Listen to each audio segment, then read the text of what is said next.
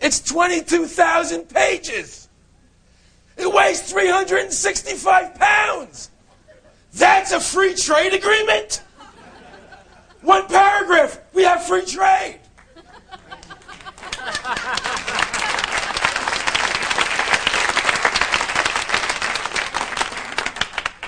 No one, not even your congressman or your senators, read it.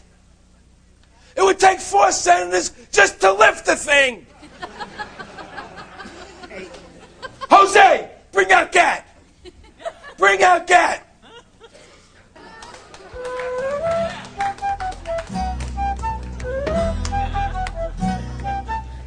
Dump it.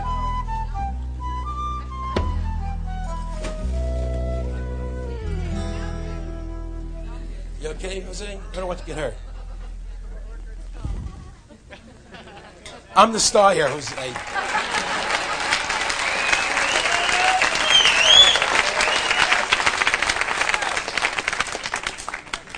And 2 arch rivals running for president, Dole and Clinton, pushed everybody to sign it. I'm pleased to announce that an understanding has been reached with Senator Dole. For the past 50 years, our country has led the world to create a more open and a more prosperous trading economy. I will be writing a personal letter to each of my Republican colleagues in the Senate enclosing all of this material, asking them to read it very carefully and suggesting that, in my view, we ought to be all in support of GATT when it comes up next week. They don't know what it says. Do you understand the implications of that? It's time to wake up. And I'm here ringing the bell because nothing works. Healthcare, welfare, taxation, education, inflation, deflation, politicians lying, people dying, police state, subjugate, corruption, corruption, corruption, corruption.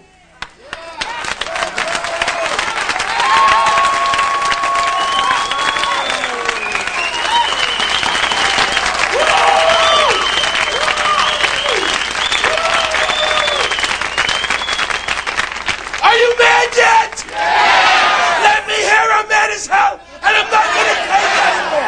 Come on. I'm mad as hell, I'm not going to take it anymore. I'm mad as hell, I'm not going to take it anymore. I'm mad as hell, I'm not going to take it anymore. We're mad as hell, and we're not going to take it anymore.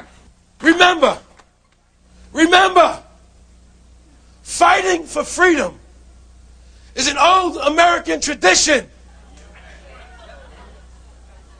We will not be denied.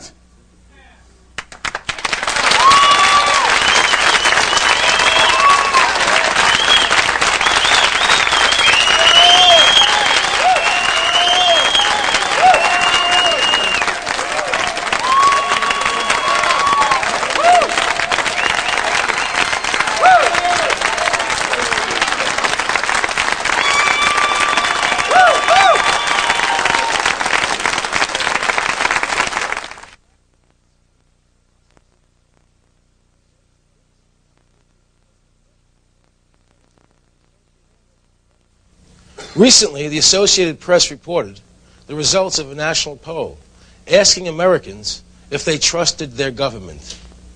70% did not. One of the reasons this figure is so high is people are becoming more aware that we have all but lost our rights to due process and the presumption of innocence until proven guilty. A man's home is no longer his castle. Tonight's show is going to focus on asset forfeiture. Using that catchphrase, government agencies can lawfully storm your residence and seize all your assets. That includes your home and your bank accounts. Last year there were over 250,000 asset forfeitures. That's 5,000 every week. And 80% of those victims were never charged with a crime, much less proven guilty of anything. And in some cases, people were even killed in the process. Captain DeWitt here. Yeah. I'm on a search warrant with the Hidden Hills crew on this marijuana eradication thing. Yes. And they just, looks like 927D here. At the location? Yeah. Somebody there? No, we put him down. We killed him? Yeah. It's scary, you know. I never, ever would have thought that I would witness my husband executed, literally executed, third world country style. Donald Scott died in his living room on October 2nd, 1992, gunned down by police.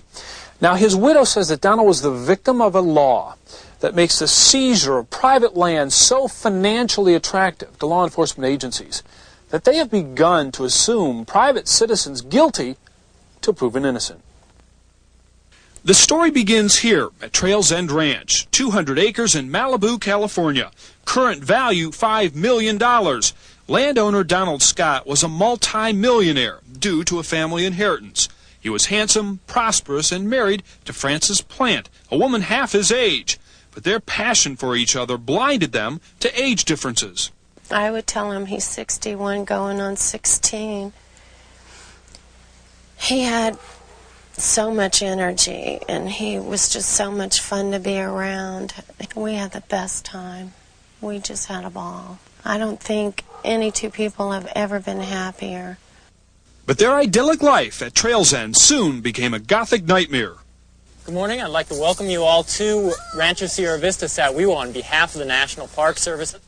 In the 30 years since Donald Scott purchased his ranch, the National Park Service had bought up every available land parcel surrounding Trails End, making Scott's land a choice morsel for federal acquisition.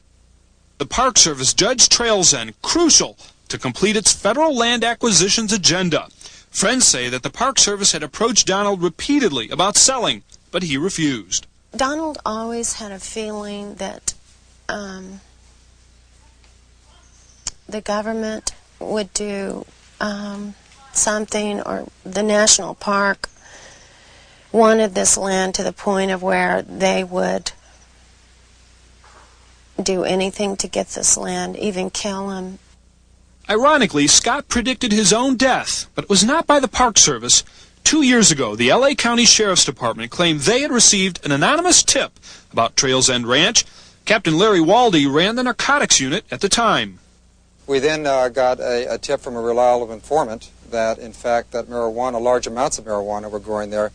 It was 1993. L.A. County was in fiscal crisis. Law enforcement budgets were scant, and like other agencies, the Sheriff's Department was scrambling for extra funds. More and more, they were forced to rely on the proceeds of drug busts to supplement crippled budgets. In effect, our civil servants became revenue producers. Discovering drugs on private land allows a law enforcement agency to seize the property, sell it, and take the profits. That is called asset forfeiture. It is highly controversial in that it gives an incentive to law enforcement agencies to say that drugs exist, to pretend that drugs exist, even when there aren't any. Financially motivated to confirm the anonymous tip, Deputy Sheriff Gary Spencer ordered aerial reconnaissance, and DEA agent Charles Stowell complied. In a fly over the ranch, he claimed he saw 50 marijuana plants attached to lines suspended from tree branches. There is virtually no way that Stowell could have seen through that canopy of trees. It's like a rainforest. It's impenetrable. Michael Bradbury is district attorney for Ventura County. His investigators studied the Scott case for months. Their findings were explosive, concluding the L.A. Sheriff's Department was motivated in part to seize the ranch for the government. I think Agent Stowell was under tremendous pressure from the Los Angeles Sheriff's Office in the person of Deputy Spencer to come up with the opinion that marijuana was being cultivated on the ranch. As a matter of fact, after Stowell